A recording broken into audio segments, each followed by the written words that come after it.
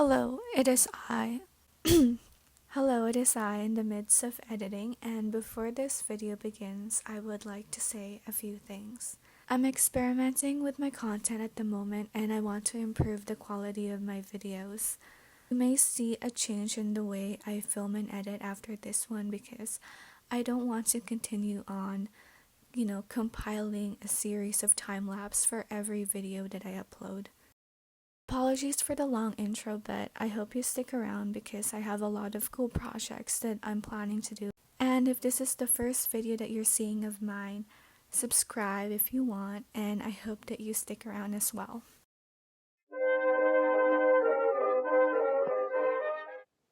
I purchased this button-up from either Value Village or Talise.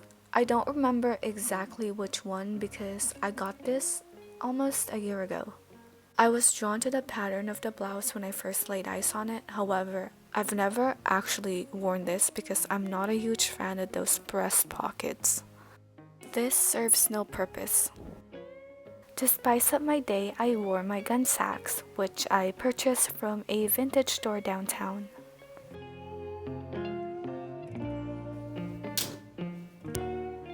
I first separated the cuffs from the blouse because I wanted that piece to be the foundation of the garment.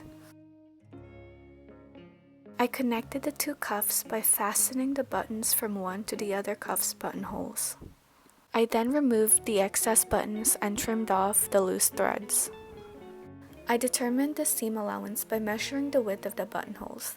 In this case, it was 6/8. No sketches were drawn prior, and I was designing the new garment in my head as I went along. I deconstructed the blouse to determine which parts I wanted to use. I decided to create a romantic bralette top with frills. These strips of fabric cut from the sleeves would be pleated and attached to the hemline. I used the back piece to make the bralette. As you can see, proper measurement techniques weren't applied, and I merely placed a piece of cotton on my chest and cut the fabric where I felt was right. These were the pieces for the front of the garment, and to add a feminine touch, I included ribbons. I constructed the frills by folding the strips of fabric in half and sewing closely along the edge. It may be a bit difficult to see what I'm doing because I'm unable to adjust the lighting when I'm filming a time-lapse on my phone. The strips are then pleated and attached to the cuffs using pins.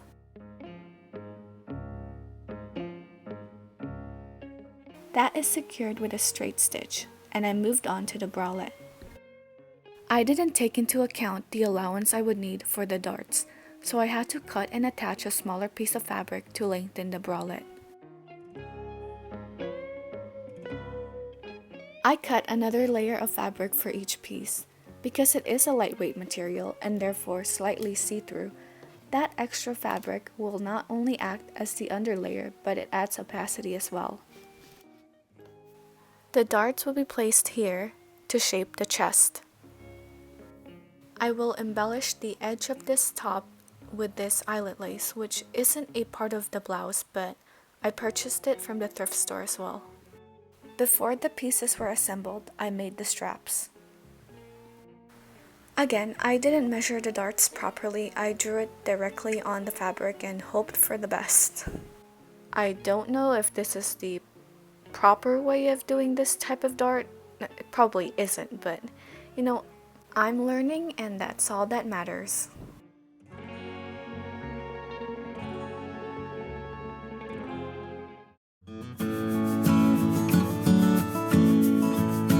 I sewed the pieces inside out so I would get a cleaner finish.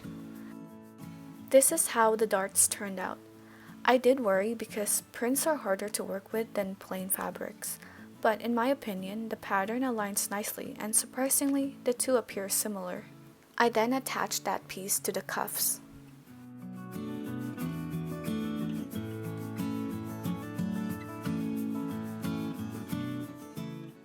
I used the yoke for the back, and if you don't know, the yoke is the back shoulder piece of a dress shirt. That is brand new information to me.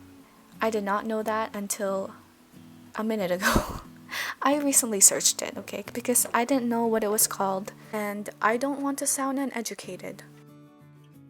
I added frills to that as well.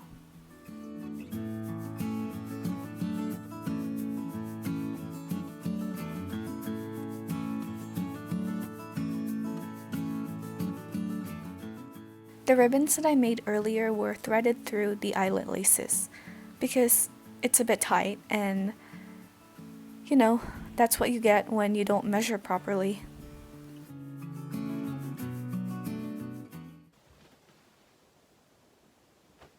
Hi, hi guys. So, hi guys.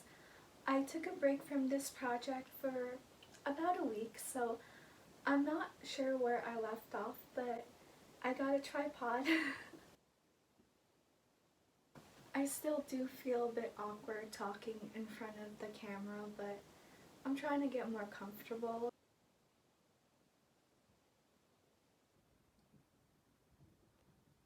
This is what I have so far.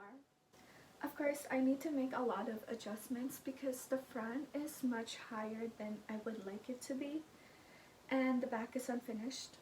Plus, I still need to attach the straps on it.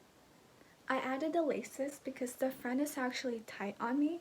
It's not super small, but you know, it's also a danger zone for...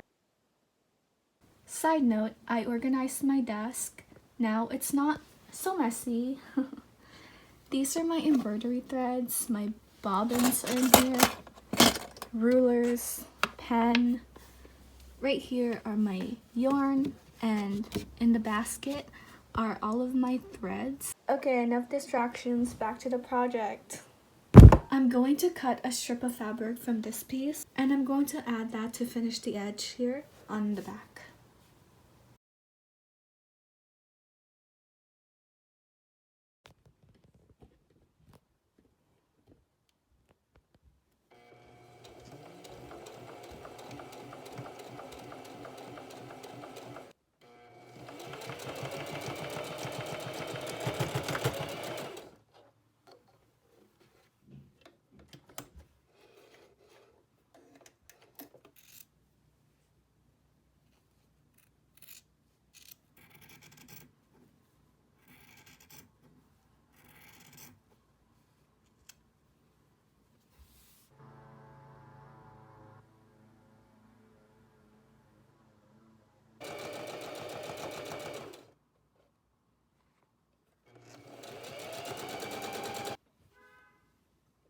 Oh my god, shut up!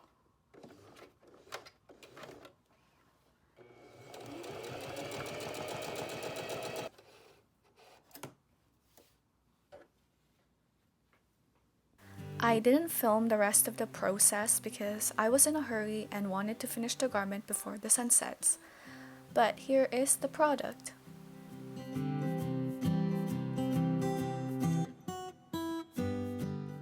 I went outside to get a few full body clips, but my time there didn't last long because it was cold and I only wore a thin cotton top. I encountered a cute furry creature while I was outside filming, and he stayed for a bit and watched. It's not perfect, but like I said before, I'm learning. If you guys like this video, don't forget to like and subscribe.